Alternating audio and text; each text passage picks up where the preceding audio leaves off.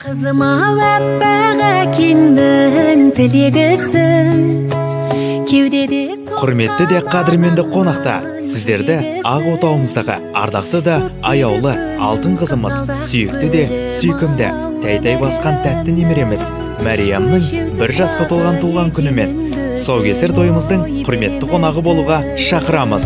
Шолпаны менің таңымның, раушаны айран бағымның, аяулы қызым саясы менің ой жанымның.